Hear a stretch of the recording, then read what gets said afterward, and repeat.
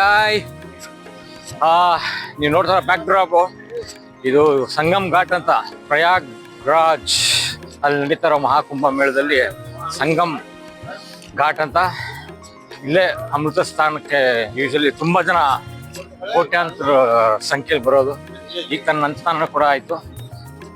ನಾವು ತುಂಬಾ ರೀಲ್ಸ್ ನೋಡ್ದಂಗೆ ತುಂಬಾ ವಿಡಿಯೋ ನೋಡ್ದಂಗೆ ತುಂಬಾ ಕಷ್ಟ ನುಗ್ಲು ಸ್ಟ್ಯಾಂಪೇಡ್ ಆಯ್ತು ಅಂತೆಲ್ಲ ಹೇಳ್ತಾರೆ. ಅದೆಲ್ಲ ಆಯ್ತು ಅಂತ ನನಗೆ ಗೊತ್ತಿಲ್ಲ, ಅದು ಯಾಕಾಯ್ತು ಅಂತಾನೂ ಗೊತ್ತಿಲ್ಲ.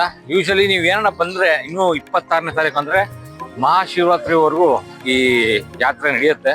ನೀವೇನ ಬರಂಗಿದ್ರೆ ಏನಿದೆ ಸೀದಾ ಪ್ರಯಾಗ್ರಾಜ್ ಬಂದಿದ ತಕ್ಷಣ ಬಡೇ ಹನುಮಾನ್ ಟೆಂಪಲ್ ಅಂತ ಇದೆ. ಬಡೇ ಹನುಮಾನ್ ಟೆಂಪಲ್ ಹತ್ರನೇ ನಿಮ್ಗೆ ಸಂಗಮ್ ಹೋಗೋ ದಾರಿ ಅಂತ ಒಂದು ಬೋರ್ಡ್ ಹಾಕಿರ್ತಾರೆ.